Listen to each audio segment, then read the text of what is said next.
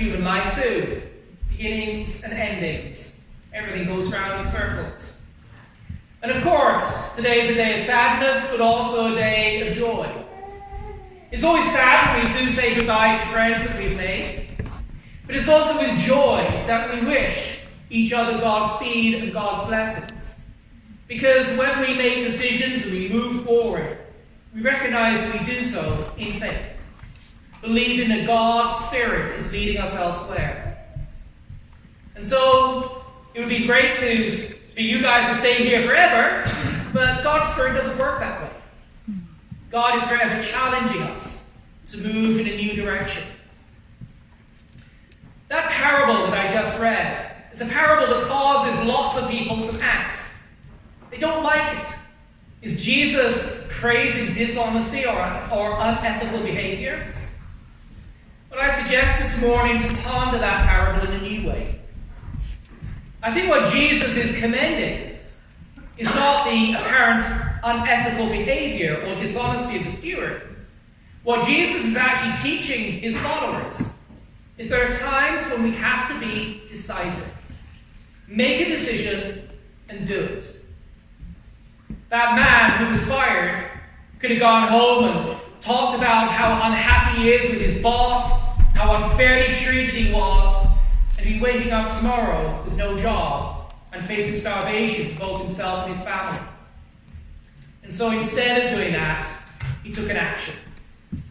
He didn't know what tomorrow would bring, but he said, I'm going to do something to make sure that I still have friends and I still have people who will allow me to continue to live my life as well as I can, and to look after my family and my friends as well as I can. And sometimes God is calling us to be decisive. It's very easy to sit here and be comfortable where we're at. But God is challenging us constantly to move forward, to step into a future that we don't know, but to do so trusting not in ourselves, but in God. Sometimes we just have to be decisive, make a decision, and move on, trusting that God goes with us. So as we gather here this morning, this early afternoon, and we say goodbye to our friends at the IRM, may they know that they go with our prayers. And we ask for your prayers to go with us as we step into an equally uncertain future. And may we always trust that God will continue to walk with us. That God has a plan far bigger than we are, and has a plan that we don't always understand. But we don't have to understand. We just have to respond in faith. And so may God go with us. There's a stool over there. Good morning. There is a story of a pastor who felt that his church is kind of stuffy, kind of unfriendly, and a little bit dry of welcoming people. So what he did, he announced that the next Sunday, they're going to have a friendly gesture or culture. They're going to start handshake and greeting one another. So after the service, there's a guy turned to a lady at the back and smiled and reached his hand. And the lady said, I beg your pardon. You don't listen. The pastor just said it's going to be next Sunday.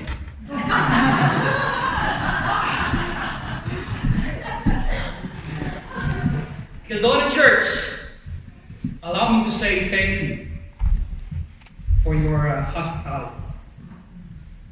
On behalf of IRM, it's been more than 2 years, and you allowed us to use your hall for us to grow in our faith. So, my talk for today is entitled, Thank You for Your Hospitality.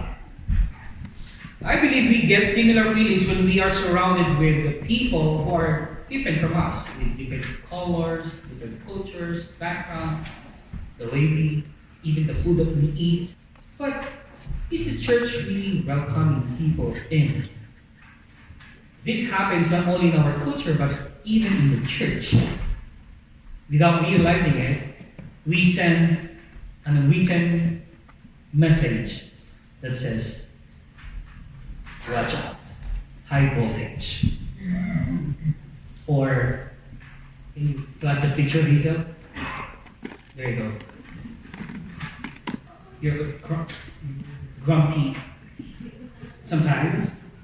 If the church is friendly, you find a place that you can feel safe. Have you ever went to a friend's home after a long week of, you're tired, a discouraging day, and you're greeted with a warm hug with your friend and says, "Oh, it's nice to see you. We have missed you." And after dinner, you sit by the fireplace and you tell stories, you tell jokes, but just like you did. And you fill the rooms with laughter. And when you say goodbye, that friend of yours will say, "Do you need to go right away? Please stay for a while." Well, what a great feeling when you feel that you are part and you belong of that friendship or family. And that's what we felt. With Kildonan United Church and Iron Church, we feel at home. We all crave to be belong and to be loved and wanted with the company of others. And I can honestly say that you make us welcome here in your place. And this the church should be. God's design for church is to be hospitable and has the welcoming attitude or atmosphere. The Old Testament gives many examples of God's will in respect and hospitality. Outsiders or aliens or strangers in the language of the Bible are those people who are not part of the culture of Israel. And Abraham is one of a good example of being hospitable in the Old Testament. In the story, Abraham was sitting outside at the porch with their tents, outside the tent, and they don't have doors. They open their tents because they know one day people will come by, passers-by, and they need a shelter. And he runs towards them, and they welcome. You don't need to knock the door; they just welcome you. And that's Abraham. He's so hospitable. You can read that, you can find that story in Genesis chapter 18. Let's read some scriptures that says we have to welcome people in the Lord. In Leviticus chapter 19 verse 10 says, "Do not go over your vineyard a second time, or pick up the grapes that have fallen. Leave them for the poor and alien. I am the Lord your God." Sometimes we parents receive this advice. If you want to keep your kids, you have to open your home and your fridge. Do you agree with that? And strangers and guests should benefit from the fruits of the community. In Deuteronomy chapter 10 verse 18 says, "God defends the cause of the fatherless and the widow, and the loves the alien, giving him food and clothing. And you are to love those who are aliens, for you yourselves were aliens in Egypt." 2017, we came here, me and my family. We were aliens. We don't look aliens, right? We were new in this culture. We are new in your place, in your beautiful country, Canada, beautiful city, Winnipeg. Coldest city, Winnipeg. And we found a place we can call church. The biblical terms hospitality is an act of giving friendship to a visitor. And that's what you did to us. In the ancient Eastern culture, hospitality was the process of receiving outsiders and changing them from strangers to members of the community. In the New Testament, Jesus Christ somehow strengthened this attitude of the church. And he said, when you give a dinner, do not invite your friends, your brothers or relatives, or your rich neighbors. If you do, they may invite you back, and so you will be repaid. But when you give a banquet, invite the poor, the crippled, the lame, the blind, and you will be blessed. Although they cannot repay you, you will be repaid at the resurrection of the righteous. See, the church should be welcome church.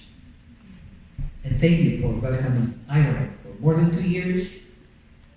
And now it's time to say goodbye. But we will not leave the earth.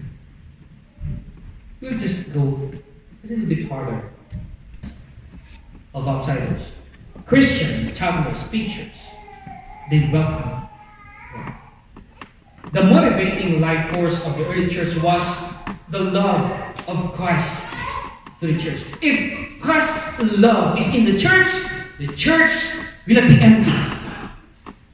If church carries the presence of God, we will be filled with people.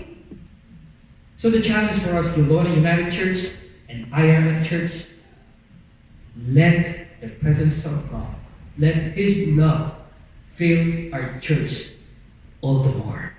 Amen?